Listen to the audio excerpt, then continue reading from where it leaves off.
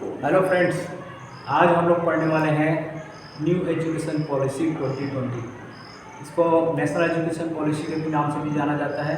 तो आइए देखते हैं आज न्यू एजुकेशन पॉलिसी में इसके एम्स एंड ऑब्जेक्टिव्स क्या हैं, इसका उद्देश्य क्या है, नेशनल एजुकेशन पॉलिसी लाने का उद्देश्य क्या है। तो सबसे पहला जो उद्देश्य है, यहाँ पे देखिए, सबसे पहला इसका उद्देश्य है मल्टीलिंगुअलिज्म। मल्टीलिंगुअलिज्म का मतलब है कि बहुभाषी। मतलब पहले जैसे होता था कि मातृभाषा में एजुकेशन होता था या इंग्लिश लैंग्वेज होता था, लेकिन अब क्या है, नेशनल यूनिटी को ध्यान में रखते हुए मल्टीलिंगुअलिज्म, त्रिभाषा सूत्रीय फार्मूला लगाया गया है न्यू एजुकेशन पॉलिसी में। त्रिभाषा सूत्रीय यहाँ पे प्लान लाया गया है, इसको बोलते हैं मल्टीलिंगुअलिज्म। ठीक है।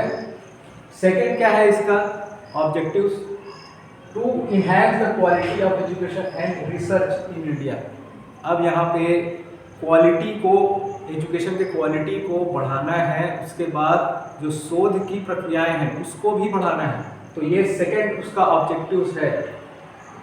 थर्ड क्या है? To make India a global education hub. पहले क्या होता था कि हायर स्टडीज़ के लिए, अच्छे रिसर्च करने के लिए जो स्टूडेंट्स हैं वो अब्रॉड जाते थे, विदेश में जाते थे और अपना पीएचडी वहाँ पे कंप्लीट करते थे। तो उसको ध्यान में रखते हुए अब क्या है, गवर्नमेंट ने ये सोचा है कि इंडिया में ही ऐसा उनको इंफ्रास्ट्रक्चर दिया जाए ताकि ये एक ग्लोबल एजुकेशन हब बने। बाहर के भी स्टूडेंट यहाँ पे आए, विदेशों से भी स्टूडेंट आए और यहाँ पे अपना पीएचडी या रिसर्च का काम करें। फोर्थ क्या है?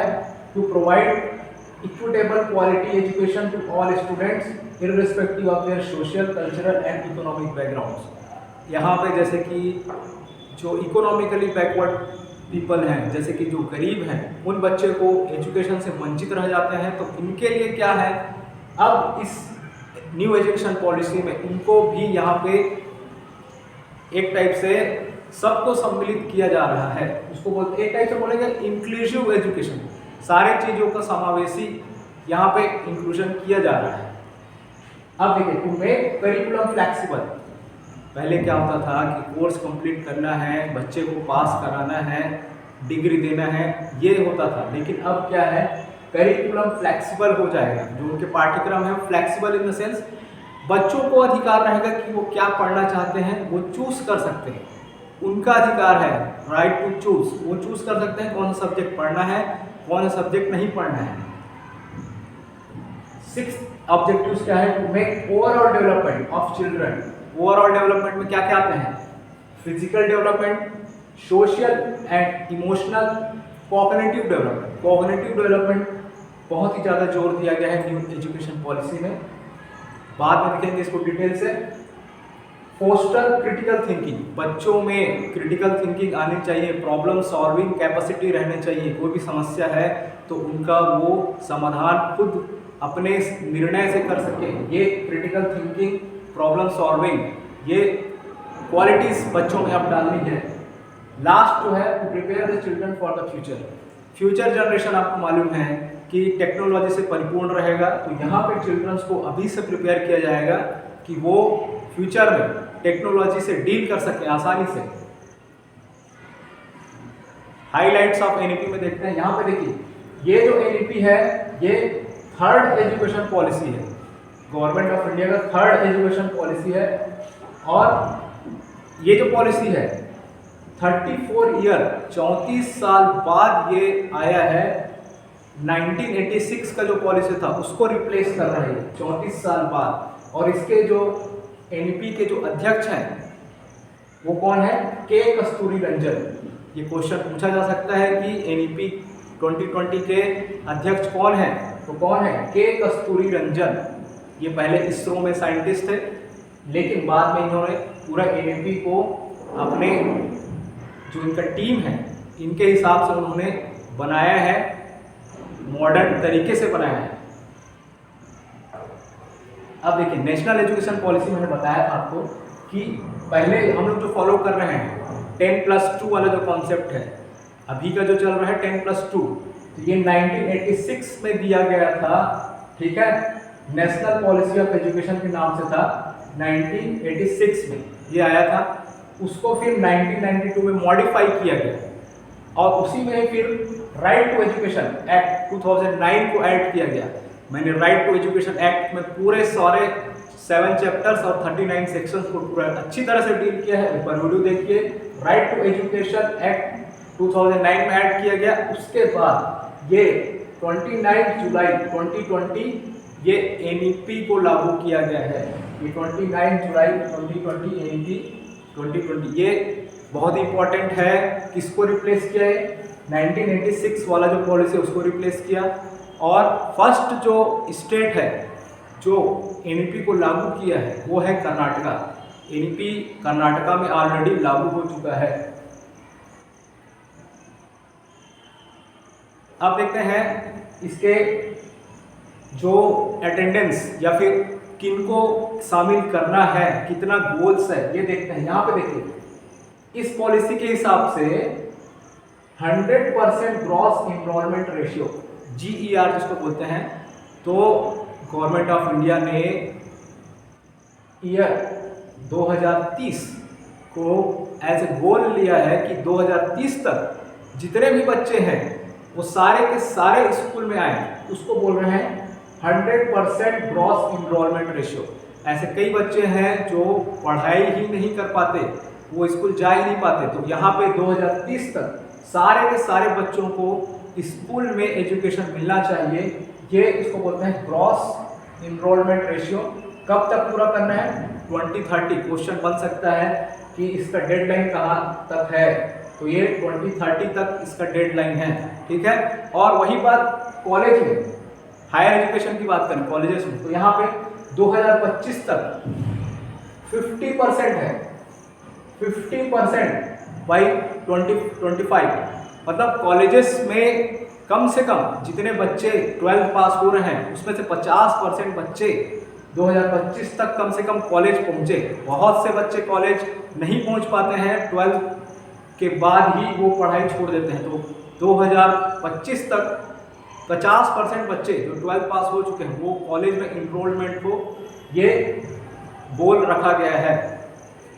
अब देखिए यहाँ पे इस एनईपी में 12 साल का स्कूलिंग रहेगा, मेन जो स्कूलिंग रहेगा 12 साल का, और शुरू के जो 3 साल हैं, लाइफ के जो अर्ली स्टेजेस हैं, फाउंडेशनल स्टेजेस, वो 3 साल कहाँ रहेंगे? Anganwadi and pre schooling. तो ये 3 साल जो है आंगनवाड़ी रहेगा, प्री स्कूलिंग, नर्सरी वगैरह, 12 साल वो स्कूल में रहेंगे, ठीक है।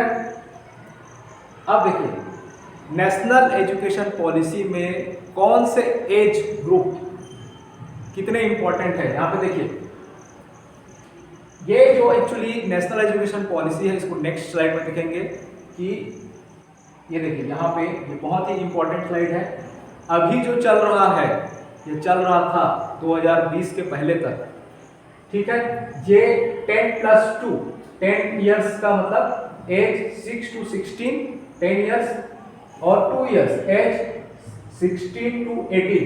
ये 10+2 वाला कॉन्सेप्ट चल रहा है जो अभी का है। अब ये देखिए यहाँ पे न्यू एकेडमिक, ये जो एनईपी का है नया एकेडमिक सिस्टम, मैंने बताया था जैसे कि जो 3 साल है शुरू के अर्ली स्टेजेस में, यहाँ पे आंगनवाड़ी रहेगा, प्री स्कूलिंग, बाल वाटिका, ये एजेस 3 से 6 साल तक के जो बच्चे हैं ये उसको बोल देंगे आंगनवाड़ी, प्री स्कूलिंग, बाल वाटिका। 3 साल वहाँ वो लोग अपना एजुकेशन लेंगे। उसके बाद इसी में ही 2 साल को इंक्लूड किया गया है क्लास 1 and 2। एज कहाँ से हो जाएगा? 6 to 8, ठीक है। और इसको बोलते हैं ओवरऑल फाउंडेशनल स्टेज। तो फाउंडेशनल स्टेज टोटल कितने साल का है?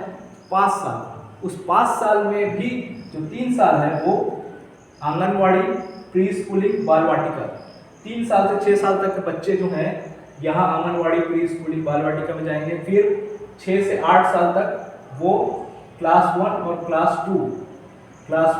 क्लास 2 को कंप्लीट करेंगे। ये फाउंडेशनल स्टेज है जो 5 साल का है। तो ये फाउंडेशनल स्टेज है 5 इयर्स का। फिर उसके ऊपर आते हैं, इसको बोलते हैं प्रिपरेटरी स्टेज। सेकेंड जो स्टेज है प्रिपरेटरी स्टेज, ये जो है 3 साल का है।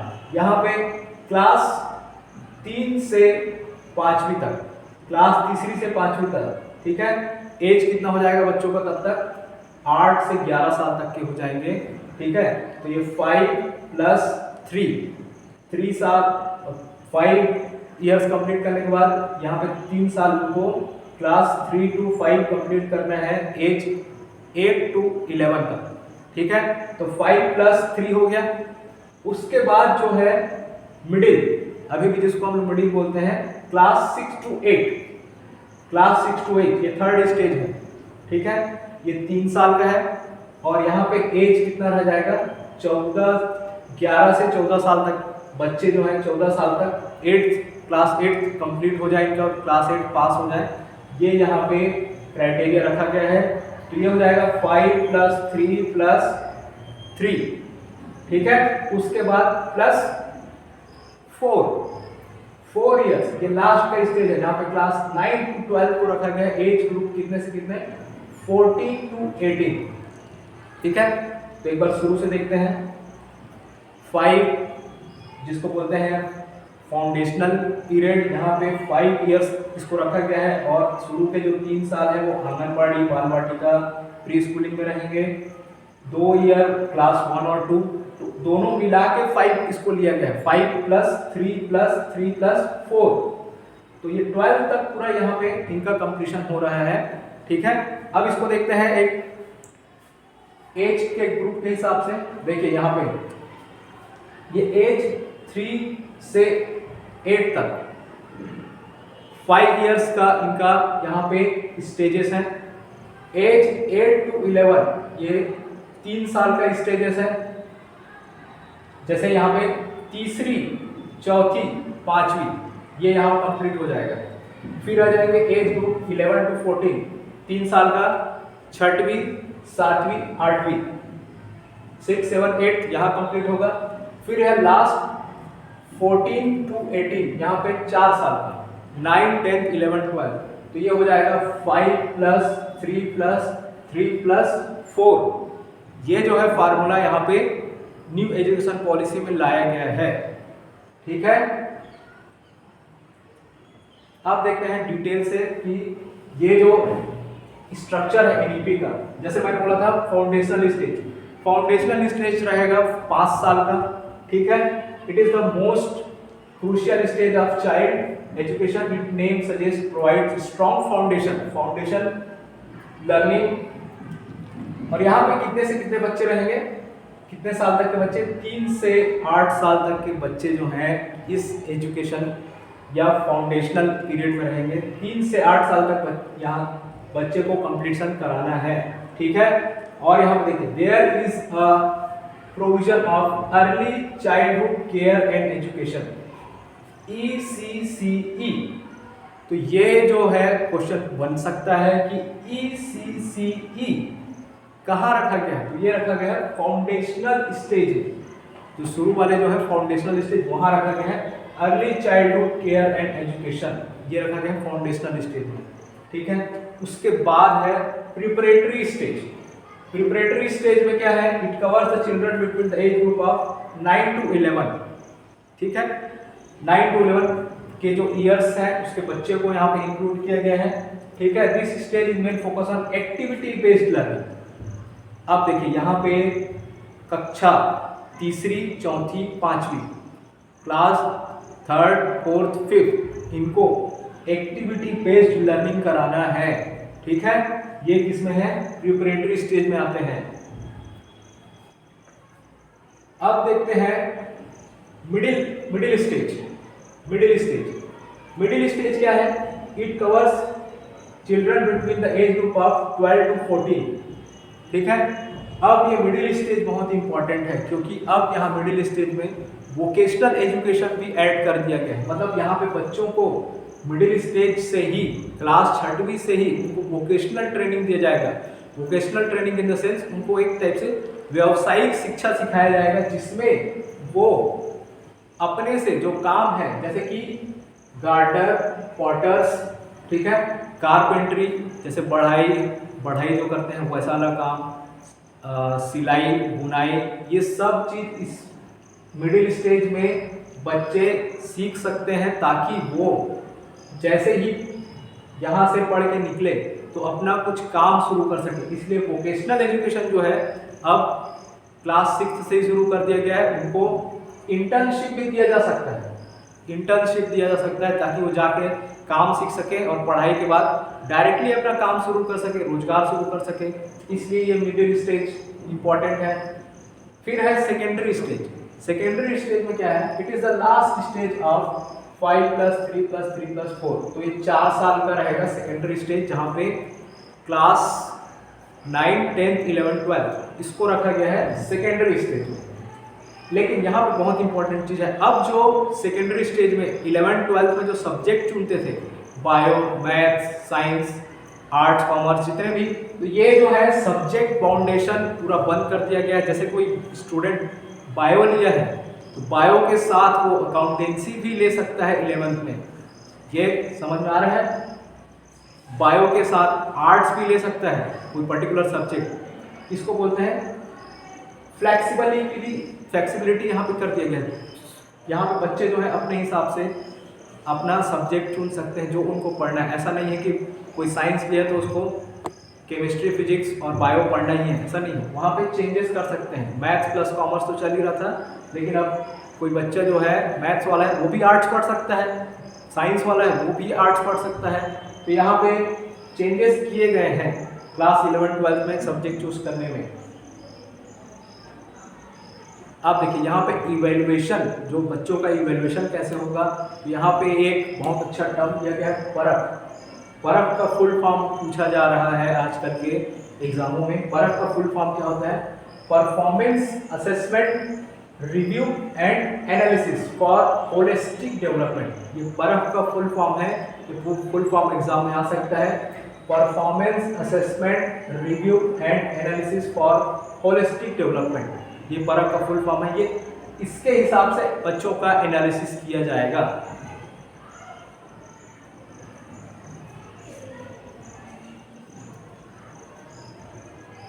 आप देखिए इनका जो रिपोर्ट कार्ड जो बनता है, जैसे हम लोग देते थे मार्कशीट जो देते हैं रिपोर्ट कार्ड, वो रिपोर्ट कार्ड कैसा रहेगा, इसको ओवरऑल 360 डिग्री का मतलब एक टाइप से होलिस्टिक इनका अप्रोच लिया जा रहा है, ताकि इनके बेसिस में इनका इवोल्यूशन किया जाए। ठीक है, it will include self assessment. बच्चे अपने आप को खुद मार्क्स देंगे कि वो कितना मार्क्स ला सकते हैं। ठीक है, फिर पीयर असेसमेंट, उनके दोस्तों से भी पूछा जाएगा कि वो कितने कैपेबल हैं। फिर है टीचर असेसमेंट, इसको बोलते हैं 360 डिग्री असेसमेंट। ठीक है, मल्टी डायमेंशनल यहाँ पे इनका प्रोग्रेस कार्ड रहेगा। एक बार ध्यान से देख लीजिए, बहुत इंपॉर्टेंट है। सेल्फ असेसमेंट होगा, पीयर असेसमेंट होगा and teacher assessment. Peer assessment, peer का मतलब होता है दोस्त, उनके जो दोस्त वहाँ पर पढ़ते हैं वो भी उनको एक टाइप से असेसमेंट करेंगे और देंगे वो रिपोर्ट। तो ये होलिस्टिक प्रोग्रेस कार्ड ये बच्चों को दिया जाएगा। ये बहुत इंपॉर्टेंट है। ये क्या है, होलिस्टिक प्रोग्रेस कार्ड, इसको बोलते हैं 360 डिग्री असेसमेंट। और कौन कौन असेसमेंट करेंगे, self assessment, peer assessment and teacher assessment. अब देखिए हायर एजुकेशन में मान की बात करें क्लास 12 के बाद, तो जब कॉलेज में बच्चे जाएंगे, ठीक है, तो उनको ये वाला फॉर्मूला दिया जाएगा, academic bank of credits. Academic bank of credits क्या होता है, बच्चे कितने घंटे किसी कॉलेज में बिता रहे हैं, उस घंटे के हिसाब से उनको मार्क्स दिया जाएगा। उनको घंटे के हिसाब से एक क्रेडिट्स दिए जाएंगे। क्रेडिट्स मतलब नंबर्स, कितने घंटे वो कॉलेज में व्यतीत किए हैं। ठीक है, अब देखिए यहाँ पे हायर एजुकेशन में क्या चेंजेस किए गए हैं। जो 3 इयर्स के जो यूजी प्रोग्राम होते हैं, जैसे बीएससी, बीकॉम 3 इयर्स के होते हैं, ठीक है, वो रहेगा ही। लेकिन अगर कोई बच्चा फर्स्ट ईयर कंप्लीट कर लेता है, ठीक है, तो वो फर्स्ट ईयर का डिप्लोमा उसको सर्टिफिकेट मिलेगा। ठीक है, सेकेंड ईयर कंप्लीट कर लेता है तो सेकेंड ईयर का उसको कंप्लीट डिप्लोमा मिलेगा। ठीक है, जैसे पहले अभी क्या हो रहा था, फर्स्ट ईयर कंप्लीट किया, फेल हो गया तो उसका काउंट ही नहीं होता फर्स्ट ईयर। ठीक है, लेकिन अब क्या होगा, फर्स्ट ईयर कंप्लीट किया और पढ़ाई छोड़ना चाहता है तो फर्स्ट ईयर कंप्लीट करने के बाद उसको डिप्लोमा का सर्टिफिकेट दिया जाएगा। सेकेंड ईयर पास करने के बाद भी डिप्लोमा का सर्टिफिकेट दिया जाएगा और जैसे ही 3 साल हो जाएगा तो ये प्रॉपर उसको डिग्री मिल जाएगा। लेकिन अब क्या है, फर्स्ट सेकेंड ईयर में पढ़ाई करके छोड़ दे रहे हैं तो उसको डिप्लोमा का सर्टिफिकेट दिया जाएगा। अब देखिए यहाँ पे नया चीज ऐड कर रहे हैं, अब 4 साल का भी यूजी प्रोग्राम रहेगा।